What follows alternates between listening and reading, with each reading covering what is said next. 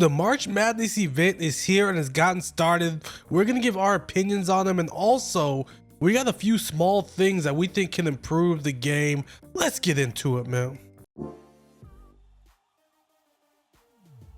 But first, if y'all don't mind,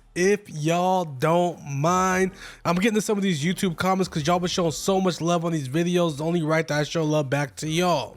First, my boy Lager Beer says, first of all, if you don't mind, I feel like it's on some MF Doom shit, like, you know, when he makes sure everybody capitalize his name. If you come to me, come correct with the if y'all don't mind, you feel me?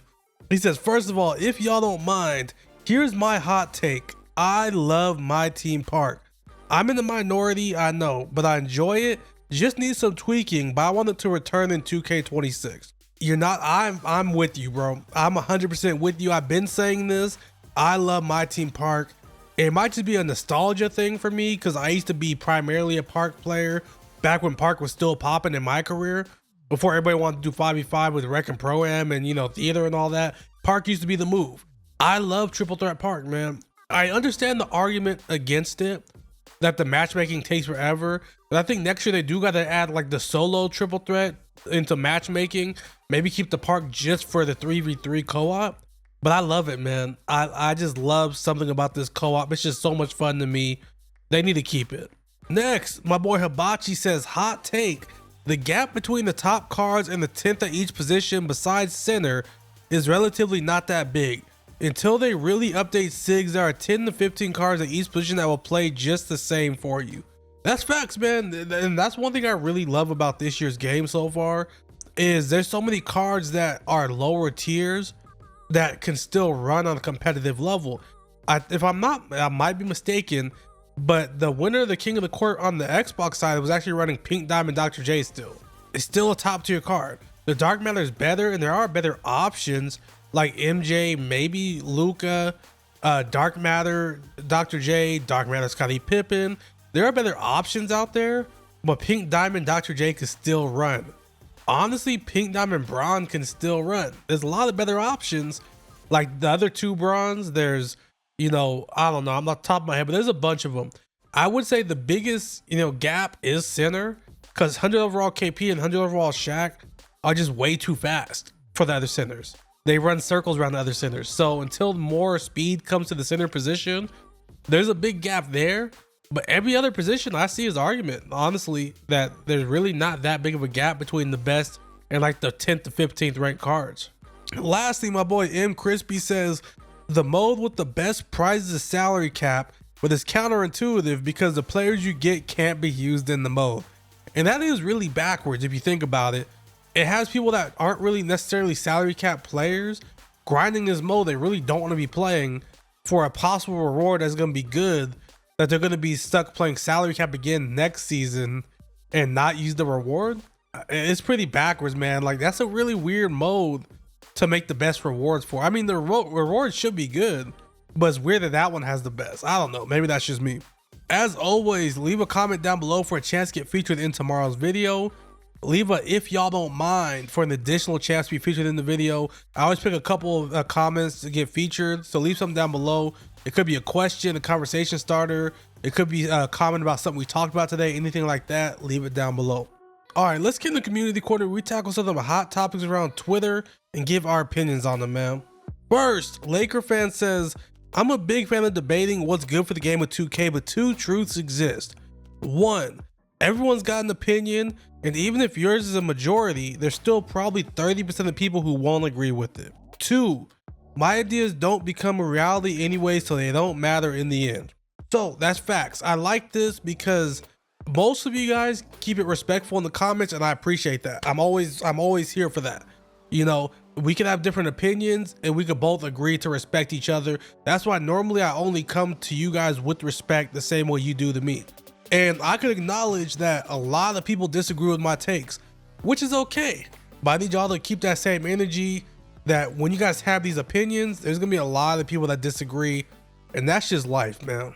Next, my boy Codename Duchess, speaking of opinions, he had a very strong one. He says, I'm honestly impressed how y'all figured out a way to F this up. Hand claps all the way around.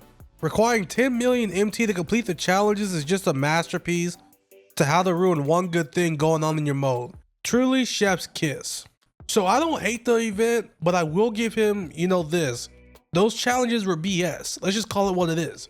Having used the exact card from the set to do them is a big downgrade from the All-Star event, where you can use any version of the card. So I think that was a slap in the face to the community, but let's hope they bring some new challenges for us. SG5 Shiro says, I've tried all the 100 overall cards in my team and sold them back except for Vince.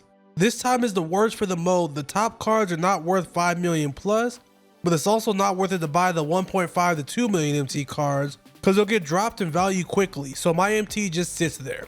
And this goes back to the YouTube comment from Crispy that literally there's not a big gap between the cards that are in the middle tier. So you can still use certain cards that are, either free, that you locked in, that you pulled, and be okay. And most people only have enough MT, if they're lucky, to get one of the very top tier cards. The middle tier cards, it's hard to call a 1 million to 2 million MT card middle tier, but those cards are dropping drastically in price. So I would say this, it is great for the most of the community, but for the big spenders, this is a pretty tough time of the year. I'm not gonna lie. All right, Glock 19 says, if you could have 5 things guaranteed to be in the NBA 2K26, what would they be? I kept my list to smaller things because we all know the big things. We want no escrow. We want no bans after quits. We want stuff like that. Some people don't want no park. A lot of people want clutch time back, but I want to keep some smaller things that 2K might actually keep in mind. So first, being able to quick sell multiple things at once. Madden does it. I'm assuming other games do it. So we should be able to just literally just press like X on a bunch of different cards and then quick sell all. That would just be a time saver, a lifesaver.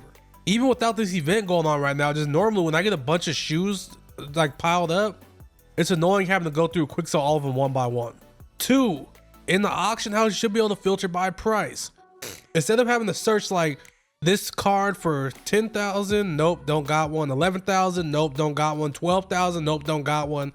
You should be able to just like search the card and then have a button to like, instead of going for by the time, to just filter it by the cheapest at the beginning and the most expensive at the end. It should be that simple. Next, when you're searching for cards, you should be able to search for cards with a specific stat or a specific sig. There should be a filter for that, just like it'd be stat 95 plus 3 ball, pink diamond, sig, Patty Mills base. You should be able to search for that and get all the cards in that category. Next, for content's sake, I would love for them to give us, there's options to do triple threat, like 1v1 against your friend. There's options to do scrimmages against your friend. I would like to have an option to get an empty park for content purposes. Even if it means like, the games don't count as wins or whatever, just so like I could do like a triple threat tournament without having to do the whole console, cross playoff thing. I don't want to do all that. I want to just be able to invite who I want to the park and have a tournament. Next, I actually have 6. I'm sorry. You should have an option to show the boost on your card stats.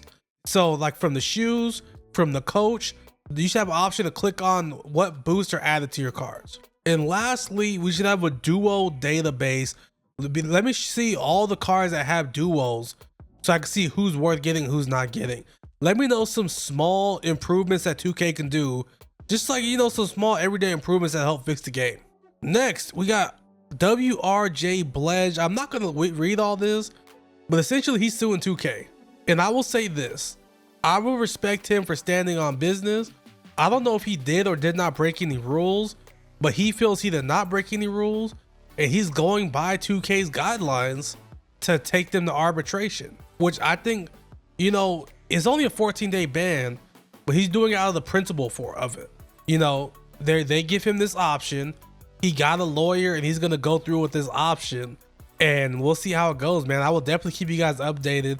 But essentially, he got banned and they gave him 2 different reasons for being banned. First, they said he was using an exterior device like a Zen.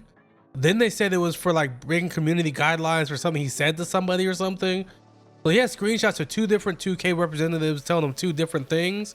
And he says he doesn't want the 14-day ban. He's gonna take him to court. So I'm very interested to see how this goes. All right, I'm gonna very briefly talk about this event, guys. I know you guys have seen a million videos about it, but I just want to get my opinion. Is it as good as the All-Star event? Not yet. It's only been 3 days. We don't know. Is it good? I think so. Even if nothing else, the challenges is a big L. I will admit that. But in my opinion, a lot of these cards are better than the all-star cards. I think these duos are a lot better than the duos that we got in the all-star break. Joakim Noah is really good. Corey Brewer is really good. Some of the other cards are really good. Budget cards like AC Law I hear is really good. I hear what's homeboy? Sheldon Williams, Candace Parker's ex-husband. I heard he's really good. There's a lot of really good cards there. But if nothing else, so far we got 100 overall collectible and 1 dark matter. With all reliable, that's 300k MT so far. If nothing else, use this event to stack your MT. And if you want to know the fastest way to do it, in my opinion, go to my Twitter. On my pinned tweet, I broke down exactly how I do it down to a T. Very detailed. Go check that out. But yeah, so far, by the time you're seeing this, maybe they announced something for the Tuesday drop, a new piece of content, or maybe they drop another grind for today. But so far, we got 300k MT, if nothing else. So I think, you know, it's obviously not an L, in my opinion. And in my opinion, this is crazy to say. I think if you're saying this whole event's an L, unless you're just comparing it to the All-Star event, I would say you're a fool. I'm not gonna lie. Free MT is free MT. And yes, I know it takes a while to do it, but still by far the quickest way to get MT all year. Alrighty guys, let's get into creator spotlight. Today's creator spotlight is gonna be my boy ISO. He's been really grinding out content like crazy. He's a new content creator, but he's been putting in work. And I see him, I can acknowledge he's putting out good work. The video I saw, the last that looked really good, is the St. Patrick's Day video. He made a good, interesting drinking game out of his game. Off the top of my head, I think he used Larry Bird, and then everybody else on the team was Emerald. I'm not gonna spoil anything, but it was fun. I'll link that in the pinned comment. Be sure to go check that out, guys. Super fun, and let him know that I sent you, all right? All right, let's get into some of the moments of the day. We tackle moments from NBA history, just so I can give y'all some ball knowledge. Pause. These two actually happened in the same season. Some old school stuff. So first, they're both in 1969. Wes Unseld became only the second rookie ever to win MVP, but also the same year, Elvin Hayes became the first rookie since Wilt Chamberlain to lead the league in scoring. So it's kind of crazy. He led the league in scoring as a rookie and still didn't win MVP. Lastly, 1973, Tiny Archibald became the only player in NBA history to lead the league in scoring with 34 points and assists with 11 assists per game.